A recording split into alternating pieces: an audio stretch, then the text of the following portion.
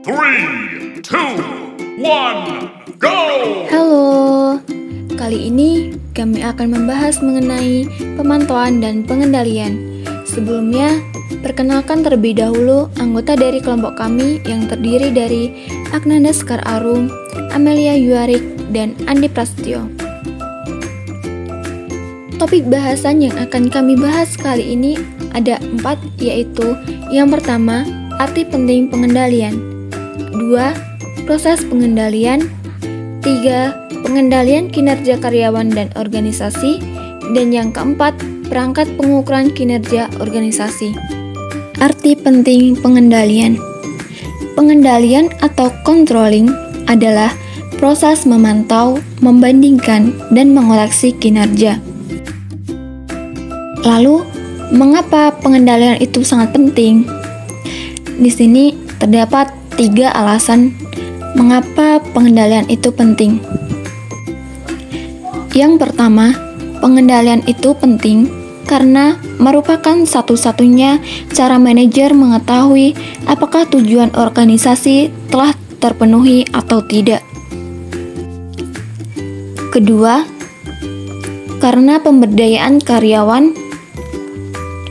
Dan yang ketiga, untuk melindungi organisasi dan aset-asetnya. Nilai dan fungsi pengendalian dapat dilihat dari 3 bagian spesifik. 1. Perencanaan. 2. Pemberdayaan karyawan. 3. Perlindungan lingkungan kerja. Manajer yang efektif selalu menindaklanjuti untuk memastikan bahwa apa yang harus dilakukan oleh karyawan telah dilaksanakan dan tujuan telah tercapai. Proses pengendalian. Proses pengendalian adalah proses 3 tahap, yaitu untuk mengukur kinerja aktual, membandingkan kinerja aktual dengan standar yang ditetapkan, dan melakukan tindakan manajerial untuk mengoreksi penyimpangan atau untuk mengatasi standar yang tidak layak. Langkah 1. Mengukur kinerja aktual. Terdapat 4 pendekatan yang digunakan oleh manajer untuk mengukur dan melaporkan kinerja aktual. Pendekatan yang pertama, observasi personal. Terdapat kelebihan: 1. Mendapatkan pengetahuan langsung. 2. Informasi tidak difilter. Dan yang ketiga, cakupan aktivitas kerja yang intensif. Terdapat kekurangan: 1. Tunduk pada bias pribadi. 2. Memakan waktu. 3. Menonjol. Pendekatan yang kedua, laporan statistik. Kelebihannya: 1. Mudah divisualisasikan. 2. Efektif untuk menunjukkan hubungan. Kekurangannya: 1. Memberikan informasi terbatas. 2. Mengabaikan faktor subjektif. Pendekatan yang ketiga, laporan lisan. Kelebihannya: 1. Cara cepat mendapatkan informasi. 2. Memperbolehkan umpan balik verbal dan nonverbal. Kekurangannya: 1. Informasi tersaring. 2. Informasi tidak dapat didokumentasikan. Pendekatan yang keempat, laporan tertulis. Kelebihannya: 1. Menyeluruh. 2. Resmi. 3. Mudah untuk penyimpanan pengambilan file. Kekurangannya yaitu membutuhkan lebih banyak waktu untuk pembuatan. Langkah 2. Membandingkan kinerja aktual dengan standarnya. Langkah membandingkan variasi antara kinerja aktual dan standar, meski variasi kinerja dapat dilihat dan dibaca. Langkah 3. Mengambil tindakan manajerial. Manajer dapat memilih dari 3 kemungkinan tindakan, yaitu tidak melakukan apa-apa, memperbaiki kinerja aktual, atau merevisi standar. Yang pertama, memperbaiki kinerja aktual. Seorang manajer dapat mengambil aksi yang berbeda. Manajer dapat memperbaikinya dengan menerapkan program pelatihan. Satu keputusan yang harus diambil oleh manajer adalah dengan mengambil tindakan perbaikan segera, yaitu mengoreksi suatu masalah agar kembali kepada yang telah ditentukan sebelumnya. Yang kedua, merevisi standar. Dalam hal ini, standar bukan kinerja yang perlu diperbaiki. Jika kinerja konsisten melebihi tujuan, maka manajer harus melihat apakah tujuan terlalu mudah dan perlu ditingkatkan. Sebaliknya, manajer harus berhati-hati untuk merevisi standar menjadi lebih rendah.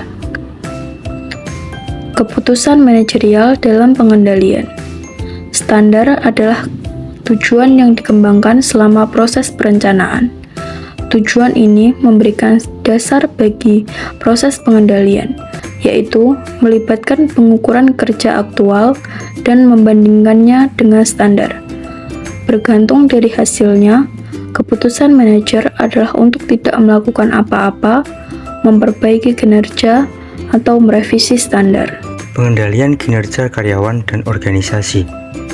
Kinerja adalah hasil akhir dari sebuah aktivitas di suatu organisasi. Manajer sangat berkepentingan dengan kinerja organisasi karena hal tersebut berkaitan dengan akumulasi dari hasil seluruh aktivitas kerja di organisasi. Manajer harus mengetahui pengukuran seperti apa yang dapat memberikan mereka informasi yang dibutuhkan mengenai kinerja organisasi. Ada 3 pengukuran kinerja organisasi. Yang pertama yaitu produktivitas organisasi, yang kedua efektivitas organisasi, dan yang ketiga adalah ranking industri. Pertama, produktivitas organisasi. Produktivitas adalah jumlah produk atau layanan yang dihasilkan dibagi dengan input yang diperlukan untuk menghasilkan output tersebut.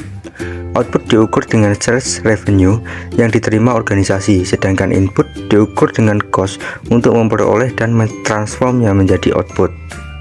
Yang kedua, efektivitas organisasi.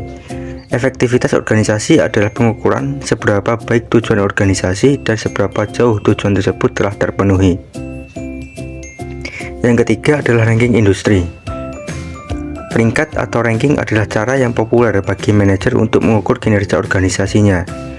Peringkat ditentukan oleh pengukuran kinerja spesifik yang bisa saja berbeda-beda, misalnya aset terbanyak, tempat kerja terbaik, penjualan terbesar, dan lain-lain. Pada intinya, dalam mengendalikan kinerja karyawan, manajer harus memberikan feedback kepada karyawan, sehingga karyawan mengetahui posisi mereka dalam hal pekerjaan yang harus mereka lakukan. Selain itu, manajer juga harus menerapkan tindakan kedisiplinan atau disciplinary action, yaitu suatu tindakan yang menerapkan standar dan peraturan kerja di suatu organisasi. Perangkat pengukuran kinerja organisasi. Manajer dapat menerapkan pengendalian sebelum aktivitas terjadi, selama aktivitas berlangsung, dan setelah aktivitas diselesaikan. Ada 3 jenis pengendalian, yaitu yang pertama feed forward, yang kedua concurrent, dan yang terakhir feedback. Pertama, pengendalian feed forward, yaitu suatu pengendalian yang dilakukan sebelum aktivitas kerja dilakukan. Kunci dari pengendalian ini adalah mengambil tindakan manajerial sebelum terjadinya suatu masalah. Dengan begitu, masalah dapat dicegah dan bukan memperbaiki setelah timbulnya kerusakan. Pengendalian kedua yaitu pengendalian konkuren. Pengendalian ini dilakukan selama aktivitas pekerjaan berlangsung. Bentuk yang paling dikenal dari pengendalian ini adalah supervisi langsung atau manajemen by walking around, yaitu keberadaan manajer di daerah kerja dan berinteraksi langsung pada karyawan ketika sedang melakukan pekerjaan. Pengendalian yang ketiga yaitu pengendalian feedback. Jenis pengendalian ini bergantung pada feedback. Pada pengendalian ini dilakukan setelah aktivitas dilakukan. Pengendalian feedback ini memiliki 2 keunggulan, yaitu yang pertama, umpan balik memberikan informasi yang berarti bagi manajer mengenai keefektifan usaha perencanaan yang mereka lakukan. Dan yang kedua, yaitu umpan balik dapat meningkatkan motivasi orang-orang yang ingin mengetahui bagaimana kerja mereka, dan umpan balik memberikan informasi tersebut.